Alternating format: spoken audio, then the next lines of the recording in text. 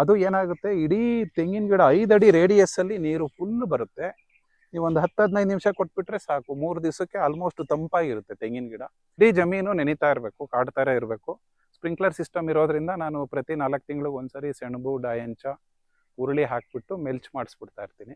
ಬಾಳೆ, ಗ್ಲೈಸಿರಿಡಿಯಾ, ನುಗ್ಗೆ, ಇದು ಕಾನ್ಸೆಪ್ಟು. ಸೊ NPK ಅಂತ ಏನು ಹೇಳುತ್ತೆ, ನಮ್ಮ ಜಮೀನಲ್ಲೇ ಯೂಸ್ ಮಾಡೋದು, ನಮ್ಮ ಜಮೀನಲ್ಲೇ ಮೆಲ್ಚ್ ಮಾಡ್ತಾರೆ. ಹಕ್ಕಿಗಳು, ಹುಳುಗಳು ಅದಕ್ಕೆ ಎಷ್ಟು ಬೇಕೋ ಅಷ್ಟು ತಿಂದು ಉಳಿದಿದ್ದು ನಮಗೆ ಬಿಟ್ಟರೆ ಹಕ್ಕಿಗಳು ಚೆನ್ನಾಗಿರುತ್ತೆ, ಪರಾಗಸ್ಪರ್ಶನೂ ಆಗ್ತಾ ಇರುತ್ತೆ, ಹುಳುಗಳು ಬರ್ತಾ ಇರುತ್ತೆ. ರೋಗ ಅನ್ನೋದನ್ನ ಯಾವುದೇ ಜಮೀನಲ್ಲಿ ಅವಾಯ್ಡ್ ಮಾಡ್ಲಿಕ್ಕೆ ಆಗಲ್ಲ. ಹೌದು. ಸೊ ಸಾವಯವ ಕೃಷಿನಲ್ಲಿ ಏನಾಗುತ್ತೋ, ಪ್ರಾವಿಷನ್ ಆಗುತ್ತೋ ಅದನ್ನ ಮಾಡಿಕೊಂಡು ಮಾಡೋಣ ಅಂತ ಅನ್ಕೊಂಡಿದ್ದೀನಿ. ನಮಸ್ಕಾರ ನನ್ನ ವೀಕ್ಷಕರ, ಮತ್ತೊಮ್ಮೆ ನಿಮ್ಮೆಲ್ಲರಿಗೂ ನೈಸರ್ಗಿಕ ಬದುಕು ಚಾನೆಲ್ಗೆ ಸ್ವಾಗತ, ಸುಸ್ವಾಗತ. ನಾನು ಇವತ್ತು ಒಬ್ರು ಡಾಕ್ಟರ್ ತೋಟಕ್ಕೆ ಬಂದಿದ್ದೀನಿ. ಬನ್ನಿ, ಈ ಡಾಕ್ಟ್ರು ಏನಕ್ಕೆ ನ್ಯಾಚುರಲ್ ಫಾರ್ಮಿಂಗ್ ಬಂದ್ರು, ಸೊ ನ್ಯಾಚುರಲ್ ಫಾರ್ಮಿಂಗ್ ಇಂದ ಏನೇನೆಲ್ಲ ಉಪಯೋಗ ಇದೆ ಅಂತ ಪ್ರತಿಯೊಂದು ನೋಡೋಣ ಈ ವಿಡಿಯೋದಲ್ಲಿ. ವಿಡಿಯೋ ಸ್ವಲ್ಪ ಲೆಂತಿ ಆಗಿರುತ್ತೆ, ದಯವಿಟ್ಟು ಕೊನೆವರೆಗೂ ನೋಡಿ ಅಂತ ಹೇಳ್ತಾ, ಮತ್ತೆ ಯಾರ್ಯಾರೆಲ್ಲ ಹೊಸದಾಗಿ ಚಾನಲ್ ನೋಡ್ತಾ ಇದ್ರೆ ದಯವಿಟ್ಟು ಸಬ್ಸ್ಕ್ರೈಬ್ ಮಾಡ್ಕೊಳ್ಳಿ ಅಂತ ಹೇಳ್ತಾ ಬನ್ನಿ ಹೋಗೋಣ ಡಾಕ್ಟರ್ನ ಮಾತಾಡ್ಸೋಣ. ನಮಸ್ತೆ, ನಿಮ್ಮ ಪರಿಚಯ ಮಾಡ್ಕೊಳ್ಳಿ ಸರ್. ನಮಸ್ತೆ, ನಾನು ಡಾಕ್ಟರ್ ನಾಗಭೂಷಣ್ ಅಂತ, ಕಣ್ಣಿನ ಡಾಕ್ಟ್ರು, ಮೂಲ ಬೆಂಗಳೂರಿನವನು. ನಾನು ಕೊರಟಗೆರೆ ತಾಲೂಕಿನ ಹುಳಸೊಪ್ಪಿನಲ್ಲಿ ಒಂದು ತೋಟವನ್ನು ಮಾಡಿದ್ದೀನಿ. ಇದು ನಾನು ತಗೊಂಡು ಸುಮಾರು 4 ವರ್ಷ ಆಯಿತು. ಇಡೀ ಜಮೀನಿನಲ್ಲಿ ಒಂದು ಹೊಂಗೆ ಮರ, ಒಂದು ಹುಣಸೆ ಮರ ಬಿಟ್ಬಿಟ್ರೆ ಬೇರೆ ಏನೂ ಇರಲಿಲ್ಲ. ಈಗ ಪ್ರತಿಯೊಂದು ಡೆವಲಪ್ ಮಾಡಿ ಆರ್ಗ್ಯಾನಿಕ್ಕು ಕೃಷಿ ಮಾಡೋಣ ಅಂತ ಸಾವಯವ ಕೃಷಿನಲ್ಲಿ ಈಗ ಇದನ್ನ ಸ್ಟಾರ್ಟ್ ಮಾಡ್ಕೊಂಡಿದ್ದೀವಿ. ಸೊ ಎಷ್ಟು ವರ್ಷ ಆಗಿದೆ ಸರ್ ನೀವು? 4 ವರ್ಷ ಆಯಿತು. 4 ವರ್ಷ ಆಯಿತು. ಸೊ ತಗೊಂಡು ಪ್ರತಿಯೊಂದು ನಾವು ಡೆವಲಪ್ ಮಾಡಿ, ಲೆವೆಲ್ ಮಾಡಿ, ಪ್ರತಿಯೊಂದು ಮಾಡಲಿಕ್ಕೆ ಸುಮಾರು ಒಂದು 6 ತಿಂಗಳ ಕಾಲ ಖರ್ಚಾಯಿತು. ನನ್ನ ಒಂದು ಉದ್ದೇಶ, ಇಡೀ ಜಮೀನ ಒಂದು ಏನು ಕಾಡು ಥರ ಮಾಡಿಬಿಟ್ಟು, ಯಾವುದೇ ಕೆಮಿಕಲ್ ಇಲ್ಲದೆ, ಸ್ಪ್ರೇನೂ ಕೂಡ ಕೊಡದೆ, ಆರ್ಗ್ಯಾನಿಕ್ ಆಗಿ ಮಾಡೋಣ ಅಂತ ಒಂದು ಕಾನ್ಸೆಪ್ಟನ್ನು ಇಟ್ಕೊಂಡು ಮಾಡಿದ್ದೀನಿ. ಓಕೆ. ಸೊ ಇಲ್ಲಿ ನಾನು ಟ್ರೆಡಿಷನಲ್ಲು ಅಂದರೆ ಅನುಭವ ಇರ್ತಕ್ಕಂಥ ಕೃಷಿಯೇತರರು, ಆಮೇಲೆ ಡಿ ತಮ್ಮಯ್ಯ ಅವ್ರದ ಒಂದು ಸ್ವಲ್ಪ ಅವರ ವರ್ಕ್ಶಾಪ್ಗೂ ಕೂಡ ಹೋಗಿದ್ದೆ. ಓಕೆ. ನಾರಾಯಣ ರೆಡ್ಡಿ ಅವರ ಬುಕ್ಸು, ಪ್ರತಿಯೊಬ್ಬರದು ಎಲ್ಲ ಬುಕ್ಸುಗಳನ್ನು ಓದಿ, ಪ್ರತಿಯೊಬ್ಬರನ್ನು ಕೇಳಿಕೊಂಡು ಮಾಡಿ ಪ್ರಯತ್ನ ಪಟ್ಟು ಈ ಥರ ಒಂದು ತೋಟನ ಮಾಡಿದ್ದೀನಿ. ನನಗೆ ಅನುಭವ ಆಲ್ದೋ ಮೂಲತಃ ನಾನು ಮಧುಗಿರಿ ತಾಲೂಕಿನೇ ಆದರೂ ಮೂಲತಃ ಕೃಷಿಯೇತರ ಜಮೀನಿಂದ ಫ್ಯಾಮಿಲಿಯಿಂದ ಬಂದಿರತಕ್ಕಂಥವನು. ಆದರೂ ಆಲ್ಮೋಸ್ಟ್ ನಂದು ಐಡಿಯಾ ಝೀರೋ. ಸೊ ನಮ್ಮ ರಿಲೇಟಿವು ಇಲ್ಲೇ ಇದ್ದಾರೆ, ಅವರು ಅಡಿಕೆ ತೋಟ ಇದೆ. ಸೊ ಪ್ರತಿಯೊಂದು ಅವರ ಮಾರ್ಗದರ್ಶನದಲ್ಲಿ ಕೇಳಿಕೊಂಡು ನಾನು ಏನೇ ಒಂದು ಮಾಡಬೇಕು ಅಂದ್ರೂ ಅನುಭವ ಇರೋರು, ವಯಸ್ಸಾಗಿರೋರ ಅನುಭವ ಹಾಗೂ ಈ ಕೃಷಿಯಲ್ಲಿ ಏನು ವಿಜ್ಞಾನಿಗಳಿರ್ತಾರೆ, ಸೈಂಟಿಸ್ಟ್ ಇರ್ತಾರೆ, ಅವರ ಅನುಭವನೂ ತಗೊಂಡು ಮಾಡ್ತಕ್ಕಂಥದ್ದು. ನಮ್ಮ ಊರಿನವರೇ ಆಗ್ತಕ್ಕಂಥ ಒಬ್ಬರು ರಾಘವೇಂದ್ರ ಅಂತ GKVKನಲ್ಲಿ ಜೂನಿಯರ್ ಸೈಂಟಿಸ್ಟು. ಅವರು ಊರಿಗೆ ಹೋಗ್ಬೇಕಾದ್ರೆ ಪ್ರತಿ ಸರಿನೂ ವಿಸಿಟ್ ಆಗ್ತಾರೆ, ಫೋನ್ ಮಾಡ್ತಾರೆ, ಗೈಡ್ ಮಾಡ್ತಾರೆ. ಇಲ್ಲ ಸರ್, ಈ ಥರ ಬಂದಿದೆ ಅಂತ ಹೇಳಿ ಪ್ರತಿಯೊಂದು ಅವರ ಮಾರ್ಗದರ್ಶನ, ಎಲ್ಲರ ಮಾರ್ಗದರ್ಶನನ ಒಂದು ಉಪಯೋಗಿಸ್ಕೊಂಡು, ಸೊ ಇಡೀ ಜಮೀನಿನಲ್ಲಿ ಏನು ಕೆಮಿಕಲ್ ಇಲ್ದಂಗೆ ಪ್ರತಿಯೊಂದು ಹೇಗೆ ಸಾವಯವ ಕೃಷಿ ಮಾಡಬಹುದು ಅನ್ನೋ ಉದ್ದೇಶದಿಂದ ಮಾಡ್ತಾ ಇದ್ದೀನಿ. ಇತ್ತೀಚಿನ ಒಂದು 8 ತಿಂಗಳಿಂದ ಏನು ಮಾಡ್ತಿದ್ದೀನಿ, ಹಸಿರೆಲ್ಲ ಗೊಬ್ಬರ ಅಂತ ಏನು ಬರುತ್ತೆ, ಸೆಣಬು, ಡಾಯಂಚ, ಆಮೇಲೆ ಉರುಳಿ, 3ನ್ನು ರೋಟ್ರಿ ಹೊಡೆಸ್ಬಿಟ್ಟು ಜಮೀನಲ್ಲಿ ಮೆಲ್ಚ್ ಮಾಡಿಸಿ ಸ್ಪ್ರಿಂಕ್ಲರ್ ಹಾಕ್ಸ್ಬಿಟ್ಟು ನಾನು ಈಗ ಮಾಡ್ತಾ ಇದ್ದೀನಿ. ಸೊ ಇದನ್ನೆಲ್ಲ ಎಲ್ಲ ಪ್ರತಿಯೊಂದು ನಮ್ದೇನಂದ್ರೆ, ನಂದು ಡೇ 1 ನಾನು ಏನು ಮಾಡಿದೆ, ಪೂರ್ತಿ ಜಮೀನು ಸ್ಪ್ರಿಂಕ್ಲರ್ ಸಿಸ್ಟಮ್ ಮಾಡ್ಬಿಟ್ಟಿದ್ದೀನಿ. ಪ್ರತಿಯೊಂದು ಇಲ್ಲೇ ಕಾಣುತ್ತೆ ನಿಮಗೆ. ಹೌದು. ಸೊ ಇಡೀ ಜಮೀನು ಸ್ಪ್ರಿಂಕ್ಲರ್ ಸಿಸ್ಟಮ್ ಮಾಡಿದ್ದೀನಿ. ಸೊ ನನ್ನ ಒಂದು ಏನಪ್ಪಾ ಅಂದ್ರೆ, ಇಡೀ ಜಮೀನು ನೆನಿತಾ ಇರಬೇಕು, ಕಾಡ್ತಾರ ಇರಬೇಕು. ಸ್ಪ್ರಿಂಕ್ಲರ್ ಸಿಸ್ಟಮ್ ಇರೋದ್ರಿಂದ ನಾನು ಪ್ರತಿ 4 ತಿಂಗಳಿಗೆ ಒಂದ್ಸರಿ ಸೆಣಬು, ಡಾಯಂಚ, ಉರುಳಿ ಹಾಕ್ಬಿಟ್ಟು ಮೆಲ್ಚ್ ಮಾಡಿಸ್ಬಿಡ್ತಾ ಇರ್ತೀನಿ. ವರ್ಷಕ್ಕೊಂದ್ಸರಿ ಸಿಂಪಲ್ಲು ಕೊಟ್ಟಿಗೆ, ಆಮೇಲೆ ಕುರಿ ಗೊಬ್ಬರ, ಮಿಕ್ಸ್ ಗೊಬ್ಬರ ಕೊಡ್ತೀವಿ. ಸ್ಪ್ರೇನ ನಾವು ಸಾಧ್ಯವಾದಷ್ಟು ನೀಮ್ ಸ್ಪ್ರೇ ಮಾಡ್ತಿದ್ದೀವಿ, ಅಷ್ಟು ಬಿಟ್ಬಿಟ್ರೆ ಬೇರೆ ಯಾವುದೂ ಸ್ಪ್ರೇ ಮಾಡ್ತಿಲ್ಲ. ಸೊ ನನ್ನ ಪ್ರಕಾರ ಹಕ್ಕಿಗಳು, ಹುಳುಗಳು ಅದಕ್ಕೆ ಎಷ್ಟು ಬೇಕೋ ಅಷ್ಟು ತಿಂದು ಉಳಿದಿದ್ದು ನಮಗೆ ಬಿಟ್ಟರೆ ಹಕ್ಕಿಗಳು ಚೆನ್ನಾಗಿರುತ್ತೆ, ಪರಾಗಸ್ಪರ್ಶನೂ ಆಗ್ತಾ ಇರುತ್ತೆ, ಹುಳುಗಳು ಬರ್ತಾ ಇರುತ್ತೆ. ರೋಗ ಅನ್ನೋದನ್ನ ಯಾವುದೇ ಜಮೀನಲ್ಲಿ ಅವಾಯ್ಡ್ ಮಾಡ್ಲಿಕ್ಕೆ ಆಗಲ್ಲ. ಹೌದು.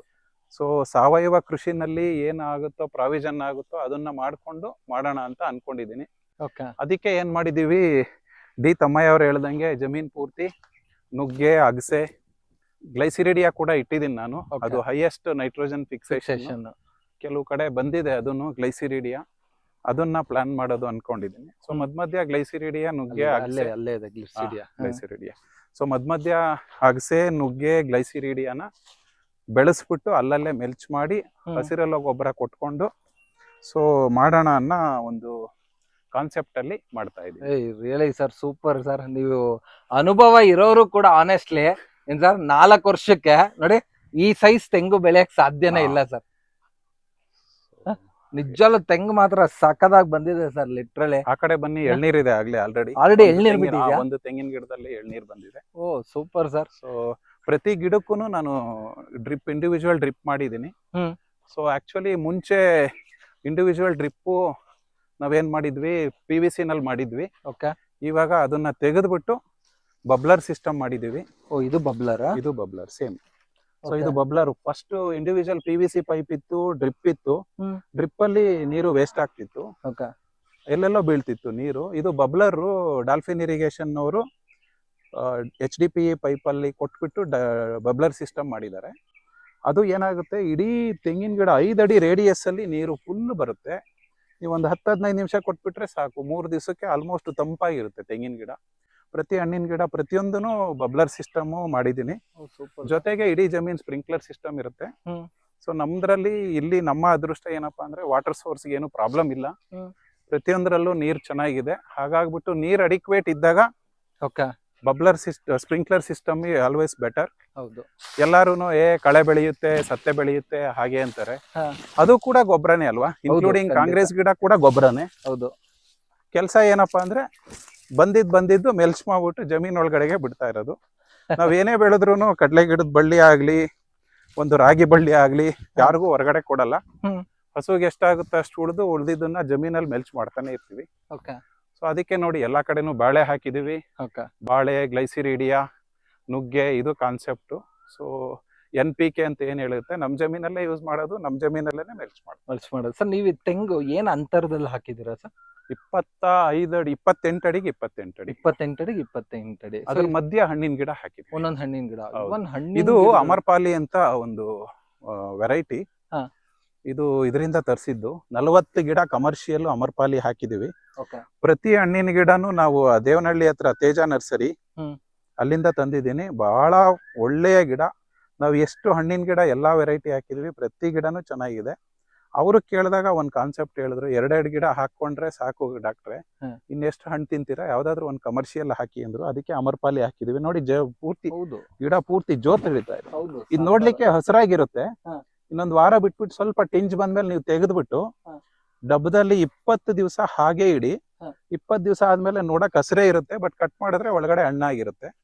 ಯಾವುದೇ ಕೆಮಿಕಲ್ ಹಾಕಿಲ್ಲ, ಏನು ಹಾಕಿಲ್ಲ. ಇದು ಇದರಷ್ಟು ಸ್ವೀಟೆಸ್ಟ್ ಮ್ಯಾಂಗೋ ನೀವು ತಿಂದೇ ಇಲ್ಲ. ಒಂದ್ ಸ್ಯಾಂಪಲ್ ಕೊಡ್ತೀನಿ, ತಿನ್ನಿ ಈಗ ರೆಡಿ ಇರೋದು. ಆಮೇಲೆ ಇದು ನಿಮ್ಗೆ ಇವಾಗ ಆಲ್ಮೋಸ್ಟ್ ಜುಲೈ ಹತ್ರ ಬರ್ತಾ ಇದೆ. ಇನ್ನೂ 1 ತಿಂಗಳಿರುತ್ತೆ ಇದು ಹಣ್ಣು.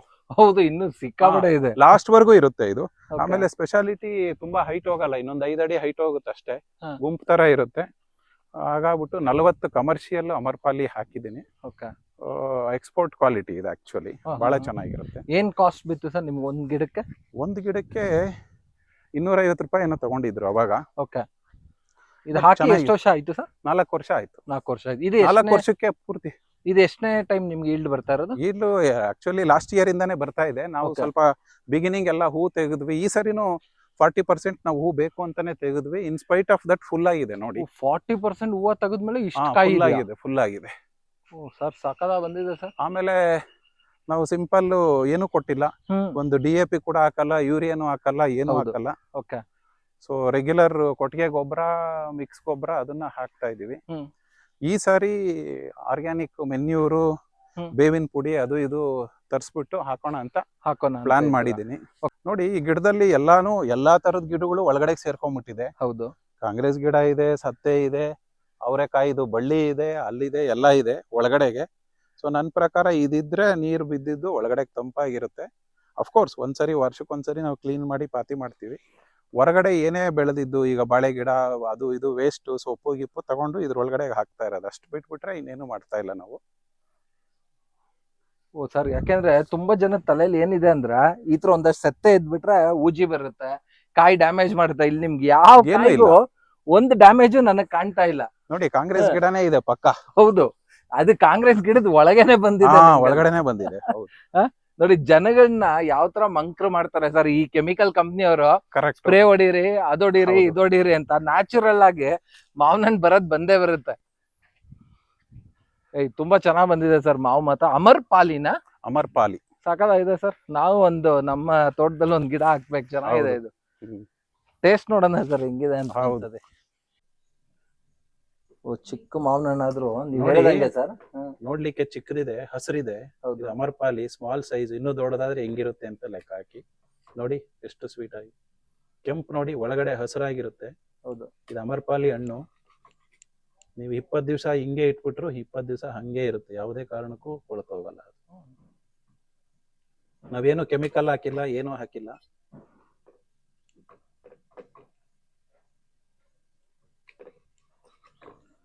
ಹಾ ಸರ್, ಕೊಡಿ ಸರ್, ಟೇಸ್ಟ್ ನೋಡೋಣ Taste ಹೇಗಿದೆ ನೋಡಿ. ಅಂತ. ಅಷ್ಟಿದೆ ನೋಡಿ. ಎಷ್ಟು ಟೇಸ್ಟ್ ಇದೆ ನೋಡಿ. ಚೆನ್ನಾಗಿದೆ ಸರ್. ಒಂಚೂರು ಬೇ ನಾರಂಶ ಇಲ್ಲ. ಸ್ವೀಟ್ ನೋಡಿ ಹೆಂಗಿದೆ. ಹ್ಮ್ ಎಷ್ಟು ಸ್ವೀಟ್ ತಿಂದಿದ್ದೀರಾ ನೀವು.